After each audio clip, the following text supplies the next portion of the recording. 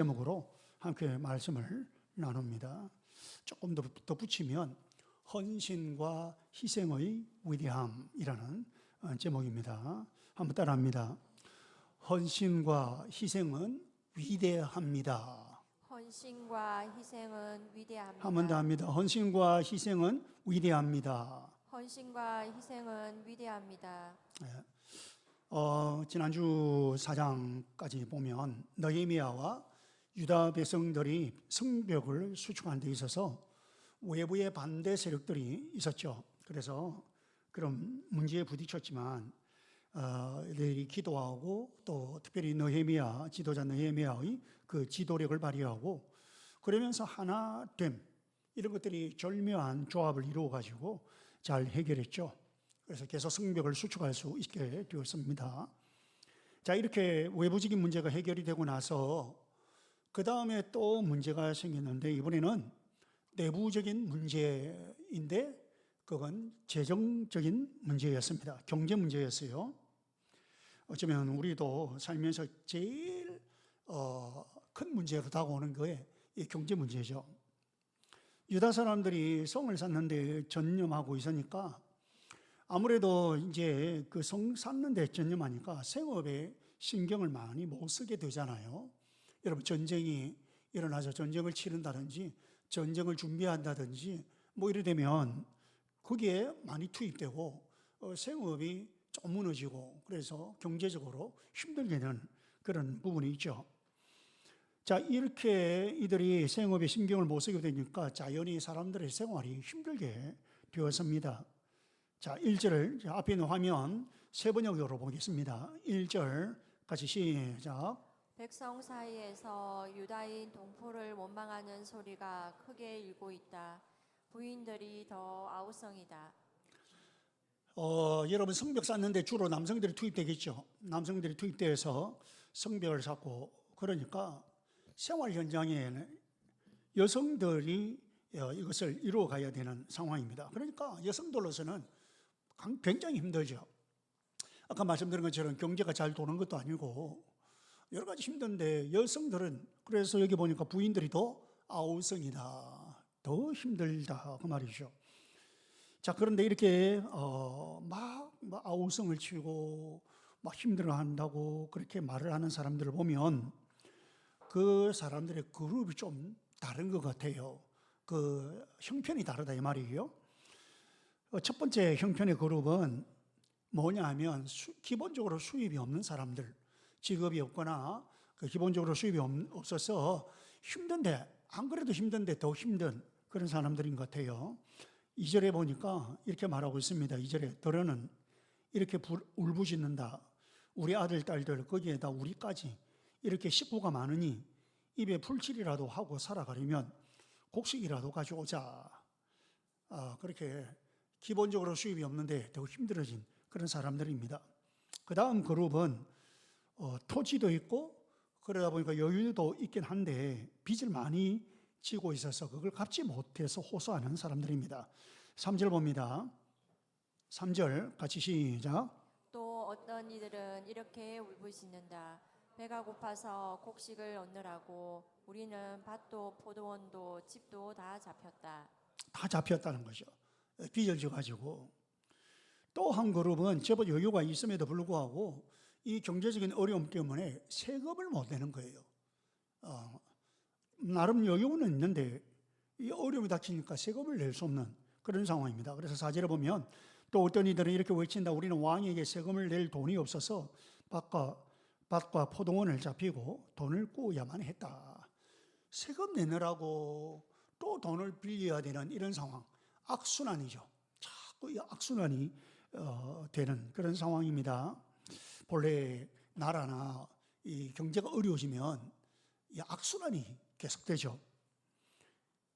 그리고 5절에 보면 그러다가 5절에 보면 이제 아들 딸을 종으로 주고 하는 이런 얘기가 나옵니다.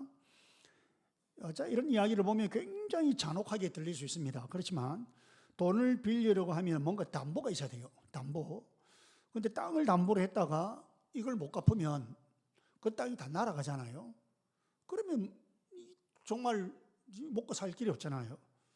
나중에 이걸 해결하려면, 이것조차도 해결하려면 어떻게 해야 되냐면 자기 자녀들을 종으로 줘야 하는 거예요.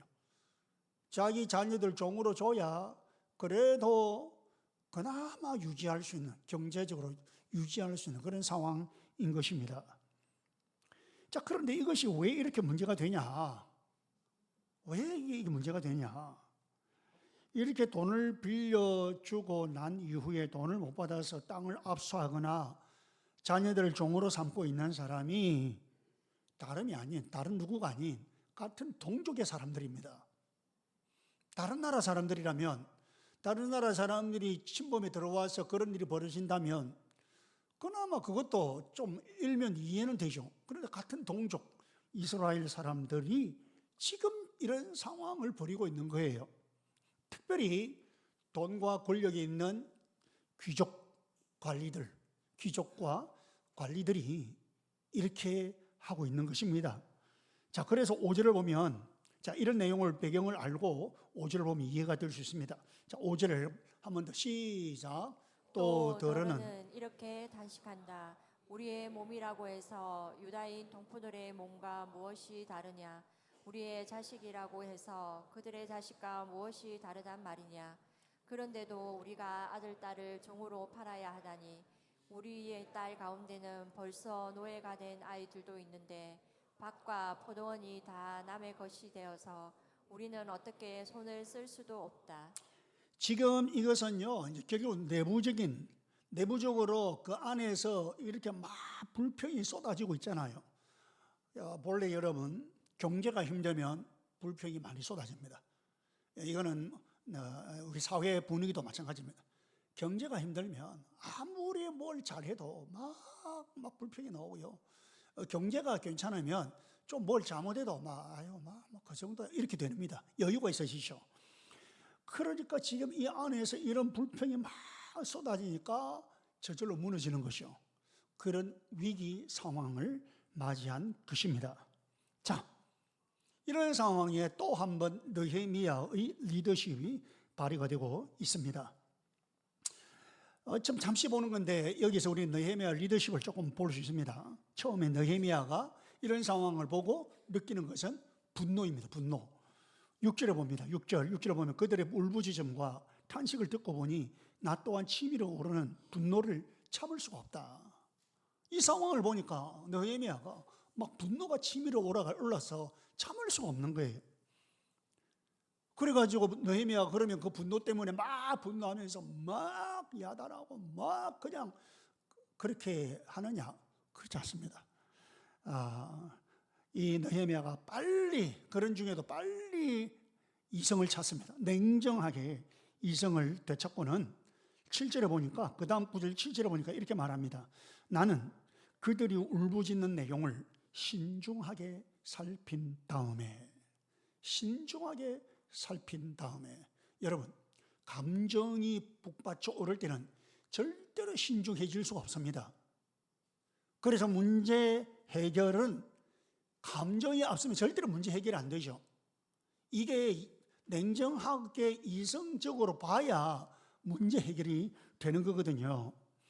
그러니까 여기에서 우리는 또 이 느헤미야의 놀라운 리더십을 알 수 있죠. 같이 흥분하거나 누가 원망한다고 해서 같이 동조하는 것도 아니고, 뭐가 사실이냐, 그 내용을 신중하게 살폈댔잖아요. 사실 확인을 하는 것이요. 뭐가 사실인지 팩트를 확인하는 작업을 하는 것이요. 여러분, 이게 문제 해결의 첫 번째입니다. 가정에서도 막 자녀들이 문제가 있잖아요. 그런 부모들은 그것 때문에 이제 막 감정이 이제 생기잖아요. 막 감정이 생겨 감정대로 하면은 문제 해결이 안 됩니다. 빨리 냉정을 찾고 이성적으로 잘 판단하고 그리고는 접근해야 문제 해결이 되죠. 어디에서도 마찬가지입니다. 어떤 공동체든 어디에서도, 관계도 마찬가지고요. 감정이라는 것은 우리가 분명히 있을 수 있습니다. 느헤미야처럼 분노가 생길 수도 있고요. 그래 막 어떤 감정이 생길 수 있어도 냉정하게 이성을 잡고 그렇게 문제를 분석하고 그리고 해결하도록 해야 그게 잘 해결이 되는 거죠. 그런데 또 이 문제를 느헤미야가 사적으로 그냥 개인적으로 몇 명하고 해결하려고 하는 것이 아니고 공적으로 해결하려고 하죠. 7절에 보면 7절 후반절에 보면 귀족들과 관리들에게 어찌하여 같은 교례끼리 같은 동족끼리 돈놀이를 하느냐고 호되게 나무랐다. 이 귀족들 관리들에게는 일단은 딱 야단을 치고는 이 문제를 다루어야 하겠기에 나는 대회를 열고서, 대회라는 건 시합이 아니고 경기무슨 시합이 아니고 이거는 회의입니다. 회의, 컨퍼런스죠. 이게 회의를 한다는 거예요. 그러니까 좀 더 투명하고 공개적으로 해결을 하려고 하죠. 이 상황을 몇 명이 그냥 막 그래 뒤에서 하려고 하는 게 아니고, 그 다음에 보니까 느헤미야나 그 친족들도 땅이 있고 경제적으로 잘 살았던 것 같습니다. 그런데 이들은 별로 그렇게 깊게 생각하지 않고 이들 역시 다른 귀족들과 관리들처럼 그런 식으로 행동을 했던 것 같습니다. 그래서 10절에 보면 이런 말이 있죠. 10절에 나도 나의 친족도 그리고 내 아랫 사람들도 백성에게 돈과 곡식을 구워주고 있습니다.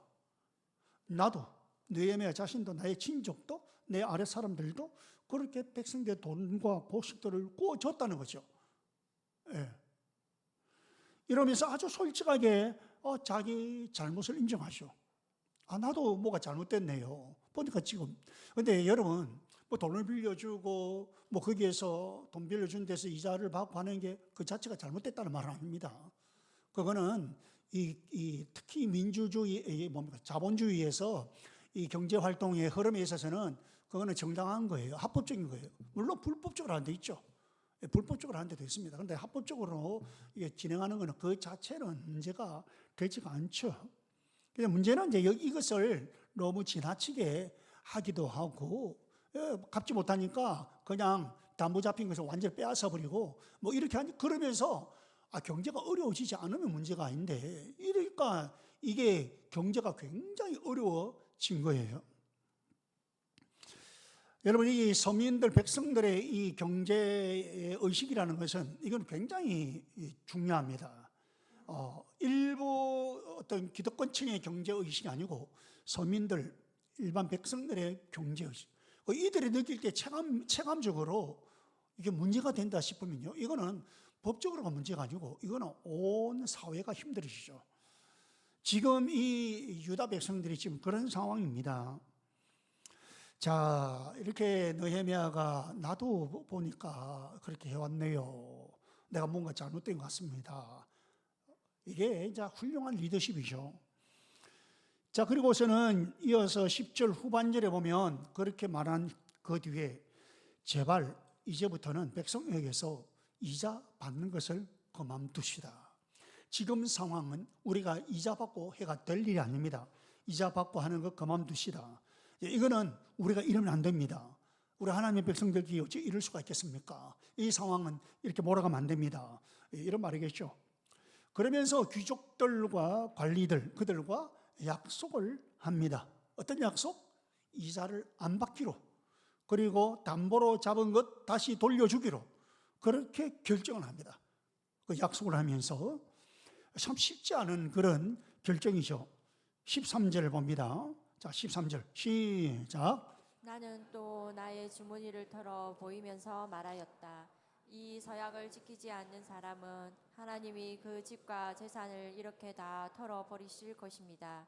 그런 자는 털리고 털려서 마침내 빈털터리가 되고 말 것입니다. 내가 이렇게 말하자 거기에 모인 모든 사람이 아멘하며 주님을 찬양하였다. 백성은 약속을 지켰다. 대단하죠. 여러분, 돈이 어떤 겁니까? 돈. 물질, 돈. 여러분, 하나님을 모르는 사람은요, 돈이 최고입니다. 돈이 가장 중요합니다. 그 다음 우리 그리스도인들에게는요, 하나님 다음으로 중요하게 여겨집니다. 그만큼 돈은 중요한 거죠. 하나님보다 더 중요하게는 우리 그리스도인들 그렇게는 안 여기는데, 하나님 다음으로는 가장 중요한 것이 돈으로 보입니다. 그래서 많은 경우에 제법 괜찮아 보이는 사람들도, 평소에는 참 그지없이 괜찮아 보이는 사람들도 일단 돈만 관련이 되면 확 변합니다. 눈이 바뀝니다. 소위 말해서 눈이 뒤집히죠.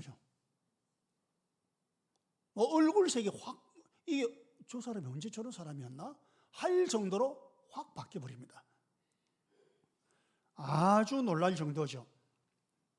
그게 여러분, 이게 돈이라는 것이에요. 물질이라는 거예요. 그런데 여러분, 여기 보면 귀족과 관리들, 이들이 자기들의 그 이익을 그대로 유지하고 차지하려고 하면 사실 할 말은 없잖아요. 그런데 많은 이익이 개입되고 있는데도 이자 받지 말고 우리 돌려줍시다, 그렇게 느헤미야가 말을 하니까 이들이 그렇게 합시다 하고 이들이 따른다는 거예요. 여러분, 이게 놀라운 일입니다. 그냥 뭐 성경에서 이렇게 말하니까 아이고 그랬구나, 아이고 참 잘했네, 이 정도가 아닙니다. 제가 금방 말씀드렸잖아요. 돈의 문제입니다. 자기 재산의 문제입니다. 자, 그러면 이거는 분명히 느헤미야가 총독으로서 자기의 권위를 발휘한 거거든요.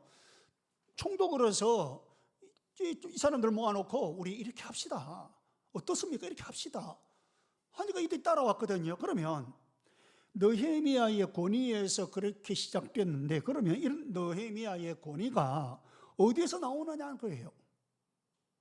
총독이라서 그런 지위로 지금 이 일을 끌어냅니까? 그렇지 않습니다.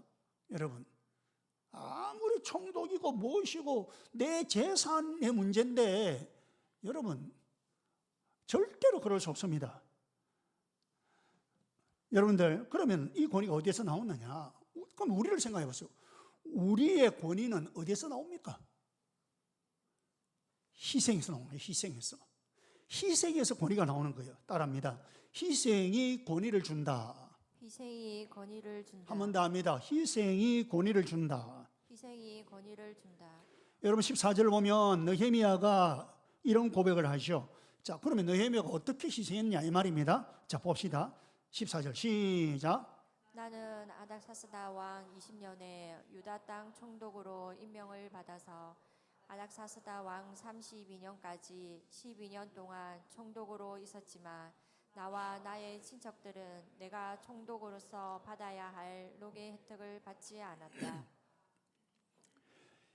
총독으로 임명되어 와가지고 12년 동안 자기나 자기 친척들이 총독으로서 받을 수 있는 녹의 혜택을 받지 않았다는 거예요.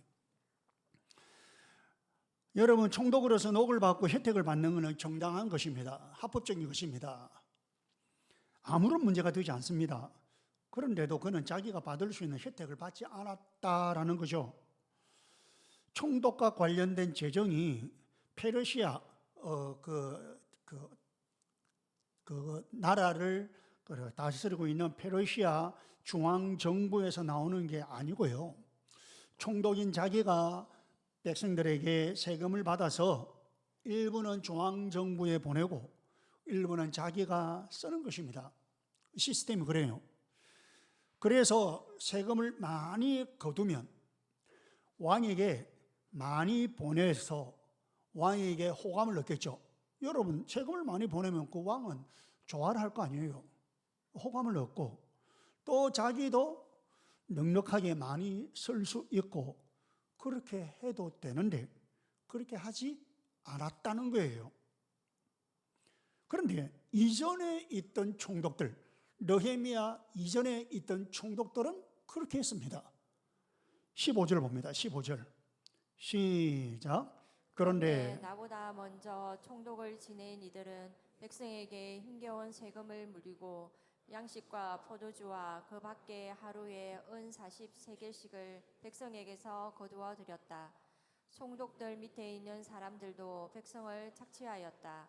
그러나 나는 하나님이 두려워서도 그렇게 하지 않았다. 총독과 총독들 밑에 있는 사람들이 이렇게 취할 정도까지 했단 말이에요. 근데 느헤미야는 그렇게 하지 않았다는 거죠. 딱 그 다음에 총독으로서, 총독은 공인이잖아요. 공적인 사람이잖아요. 그러면 자연히 총독 정도 되면 접대하는 일이 많습니다. 손님들이 많이 있고 접대하는 일이 많이 생깁니다. 그런데 이런 것도 자기가 해결했다는 겁니다. 자, 17절 18절입니다. 17절 18절 한 번 더 시작. 나의 식탁에서는 주변 여러 나라에서 우리에게로 온 이들 밖에도 유다 사람들과 갈리들 150명이 나와 함께 먹어야 했으므로 하루에 항소 한 마리와 기름진 양 6마리, 날짐승도 여러 마리를 잡아야 하였다. 또 열흘에 한 차례씩은 여러 가지 포도주도 모자라지 않게 마련해야만 하였다. 그런데 내가 총독으로서 마땅히 받아야 할 요까지 요구하였다면 백성에게 얼마나 큰 짐이 되었겠는가. 자, 여러분 보세요. 느헤미야가 지금 제가 지금 계속 보고 있는 것은 느헤미야가 많은 희생과 많은 헌신을 했다는 겁니다. 그래서 느헤미야가 이 귀족들 관리들을 모아놓고 자, 우리 상황이 이렇습니다. 지금 우리나라 상황이 이렇습니다. 지금 우리 사회 상황이 이렇습니다. 지금 우리 백성들이 이렇습니다. 그러니까 우리 이자 받지 말고 우리 그들에게 담보로 잡았던 걸 다 돌려줍시다. 그래야 그들이 살 수 있습니다. 이런 말을 했을 때에 이 사람들을 설득시킬 수 있는 그 말이 먹힐 수 있었던 권위가 바로 여기서 나왔다는 거예요. 총독이 그렇게 한다고 다 그렇게 끌려가는 거 아닙니다.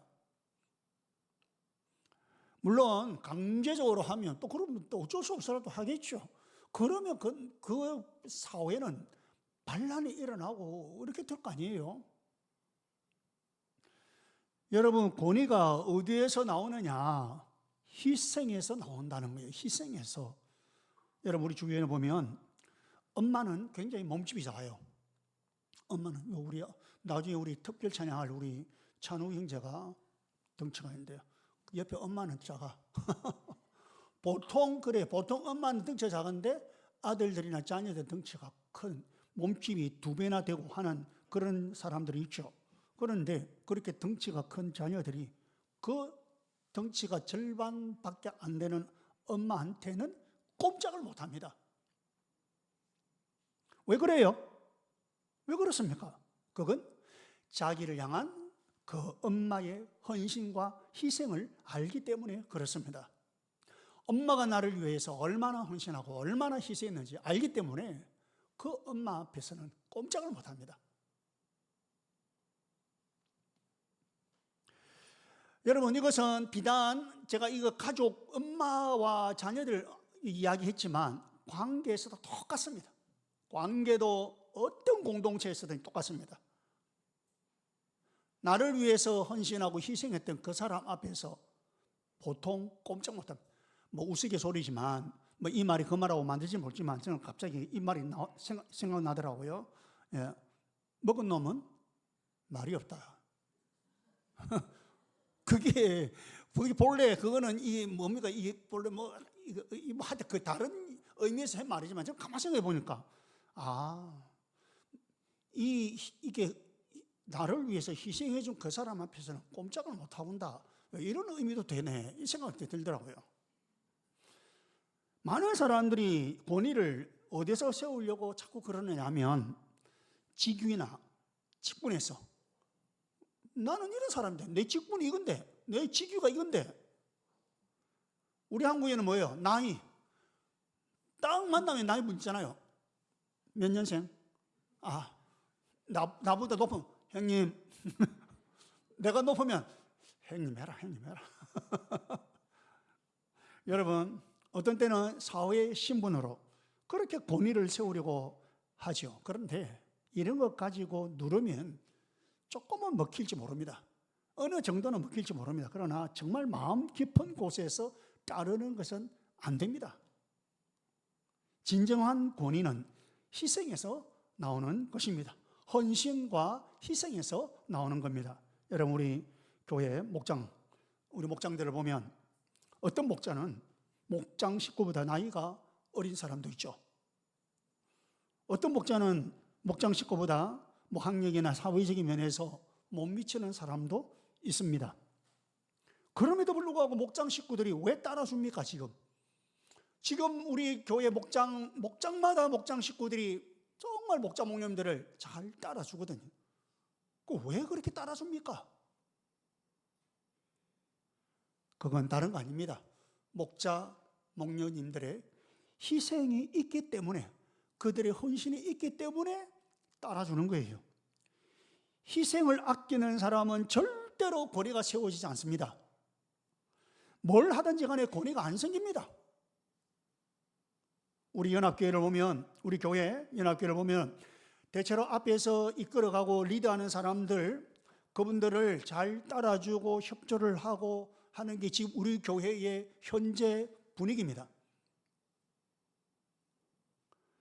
이거는 지난 월요일 우리 전교인 체육회 하면서 입증되었죠.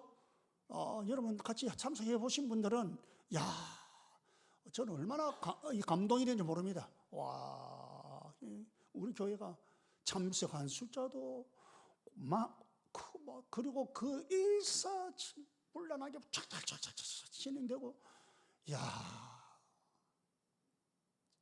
여러분, 우리 교회가 이렇게 앞에서 이끌어가는 사람들을 잘 따라주고 협조하고 하는 이거 왜 그럽니까? 다른 거 아닙니다. 그건 앞에서 끌어가는 사람들의 희생이 있으니까 그런 것입니다. 우리 지나간 이야기입니다. 지나간 이야기지만 우리 교회 우리 비전센터 건축할 때 처음에 사실은 헌금을 하나 마나 이런 거 가지고 좀 논란이 있었어요. 그래서 지금은 헌금하면 교인들이 힘들어서 안 된다 이런 말도 있고, 근데 제가 가만히 생각해 보니까 이 지금 들어가는 그 전체 예산에 만약에 올 대출을 받고 하면 이거는 교회가 앞으로 계속해서 가는데 힘이 된다, 어려움이 생긴다. 그래서 우리가 좀 헌신을 해야 되겠다, 좀 헌금도 하고 헌신을 좀 해야 된다, 이런 제 마음의 판단이 섞어가지고, 그래서 우리가 당회 장로님들하고 이야기했죠. 우리 헌신해야 되겠다고. 그래서 지금도 물론 부채가 있어서 깜빡합니다만은, 그러나 그렇게 우리 교회가 힘든 정도는 아니고요. 한 철반 헌금이 나와가지고, 저 지금 지나가니까 어느 정도 되는지 내가 잘 모르겠습니다만, 어쨌든 제법 이렇게 헌금이 나와가지고 제법 또 우리가 그렇게 감당을 했어요. 제가 장로님들을 설득하는데 저는 일중시엇 하고 있고 우리 장로님들을 이야기하면 먹히겠어요? 안 되죠. 저는 제가 목사지만 정말 힘이 지나도록 제가 헌신을 했어요. 헌신하고, 그러면서 제가 우리 장로님들하고 또 이야기하고 합시다. 우리 장로님들 다 따라오죠. 또 장로님들이 또 그렇게 헌신하고 하니까 우리 성도님들이 또 다 따라오고, 그래서 여러분 이렇게 되는 거예요. 희생이 없이는 절대로 거리가 주어지지 않고, 그리고 안 따라와주는 거예요.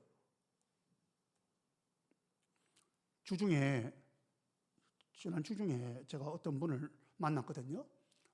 제보다 선배되는 목사님이에요. 제가 이렇게 저렇게 하다가, 그래 내가 무슨 모임에 제가 좀 리드하는 격이 돼서 제가 식사할 일인데 오세요, 제가 그랬거든요. 그러니까 그분이 뭐라 하는지 압니까? 저 목사 돈 좀 그만 써라. 내보고 돈 좀 그만 써라. 근데 여러분, 리드하는 입장에서 돈 안 쓰고 리더가 됩니까? 안 됩니다. 그게 이제 뭐예요? 결국 희생을 안 하고 그렇게 안 섬기고 헌신을 안 하고 희생 안 하고 어떻게 리더를 할 수 있단 말이에요. 어쩔 수 없이. 그건 아예 안 하든지, 아예 그걸 안 하든지, 만약에 그걸 내가 자이든 타이든 맡게 되었으면, 그러면 내가 희생을 해야 걸어갈 수 있단 말이에요. 그게 어쩔 수 없어요. 그게.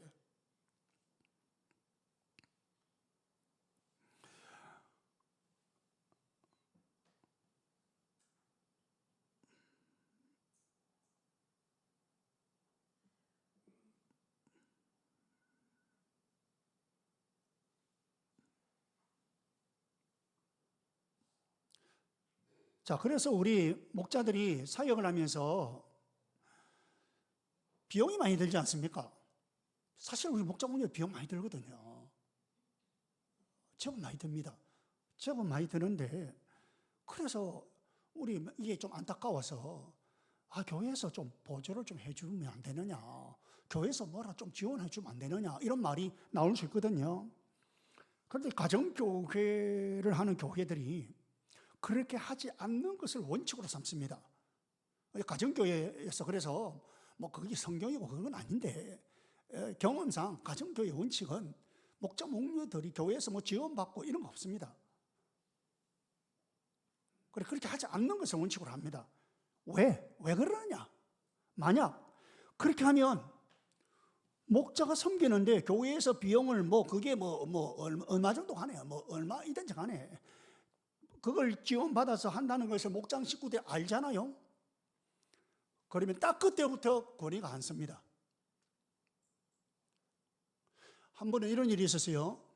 지나간 일입니다. 우리 초창기 때입니다. 어느 목장에서 이분이 잘 몰랐죠. 이 교회 생도 잘 모르고 VIP로 들어와가지고 이제 그랬더니 목자님 가정에서 막 이렇게 매주마다 음식을 준비하고 막 하니까 뭐라고 하느냐니까 제보고도 그래요. 교회에서 지원을 해가지고 하는 줄 알고 있는 거예요. 그래서 내가 그런 거 아닙니다. 교회에서 하나도 안 줍니다. 그냥 목자님 가정에서 그렇게 헌신하는 거예요. 그러니까 네? 네?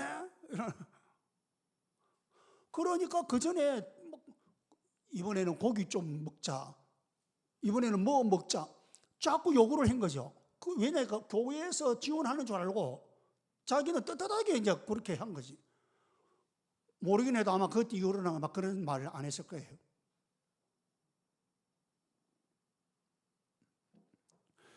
여러분, 권위는 저절로 주어지는 게 아닙니다.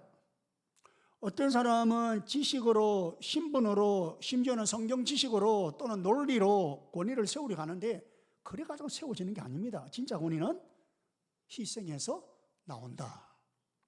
헌신에서 나온다. 그러면 이런 희생의 삶을 살기 위해서 헌신과 희생의 삶을 살아야 되는데 그냥 억지로 되느냐? 아니요, 이게 안 됩니다. 그것도 안 돼요. 나는 내가 목자니까 그래야 되지. 나는 교회 장로니까 그래야 되지. 나는 목사니까 그래야 되지. 아니요, 그래야 되는 게 아니에요. 그런 삶을 살기 위해서는 두 가지가 있어야 됩니다. 그게 뭐냐면 하나는 하나님께서 채워주신다. 내가 이렇게 희생하고 내가 이렇게 헌신하고 내가 이렇게 하면 하나님 분명히 채워주신다. 이런 확신이 있어야 돼요. 그 믿음이 있어야 돼요. 그 다음 두 번째는 하나님께서 천국의 상급으로 나에게 갚아주실 것이다. 이런 소망이 있어야 돼요. 이런 확신과 소망. 느헤미야 5장 마지막, 이 마지막 9절 19절은 이렇게 끝납니다. 보세요. 같이 시작. 나의 하나님, 내가 이 백성을 위하여 하는 모든 일을 기억하시고 은혜를 베풀어 주십시오. 이 느헤미야가 마지막 구절에서 하는 말입니다. 이걸 두고 어떤 사람은 이거 너무 수준 낮다. 뭘 그렇게 또 그거 가지고 또 은혜 달라 했으면 했는 걸로 끝내야지. 너무 타산적인 기도 아니냐. 이런 식으로 말하기도 합니다. 그런데 느헤미야가 지금 하고자 하는 말은 하나님은 채워주시는 분이시다. 이걸 말하고 싶은 거예요. 하나님은 채워주시는 분이시다. 여러분, 우리 목자님들, 우리 목녀님들, 그리고 우리 교회 사역하는 여기저기 이런저런 일로 사역하는 분들, 앞에서 이끌어 가시는 분들 기억하십시오. 이분들도 채워주시는 하나님의 능력을 확신하고 체험하니까 희생하는 것 아닙니까?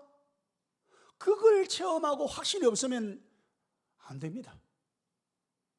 그걸 본인도 체험하고 확신이 있으니까 채워주시는 하나님의 능력을 확신하니까 희생하는 거예요. 헌신하는 거예요. 하나님을 위해서 바친 희생을 따라 하나님께서 이 세상에서 채워주시든지 하나님께서 하늘나라에서 상급으로 갚아주시든지 한다는 이런 기대와 소망이 있을 때에 비로소 희생이 가능한 것입니다. 비로소 헌신이 가능한 것입니다. 느헤미야가 지금 바로 그 이야기를 하고 있는 거죠. 하나님께서는 내가 주를 위해서 이렇게 희생을 했을 때에 채워주신다는 것입니다. 내가 이래 희생하면 하나님 채워주신다. 이 말은 안 채워주시면 안 하겠다, 그 말을 하는 게 아닙니다. 뭐 이 정도는 아시겠죠? 여러분, 우리는 가정에서는 부모로서의 권위, 직장에서는 상사로서의 권위, 목장에서는 목자 목녀로서의 권위, 연합교회 사역에서는 사역 담당자로서의 권위, 이런 권위가 필요합니다. 아니, 일반 관계 속에서, 제가 아까 말씀드린 것처럼 일반 관계 속에서도 여러분 그 관계 속에서의 권위가 필요합니다. 여러분, 그게 뭡니까? 그 권위라는 게 뭐예요?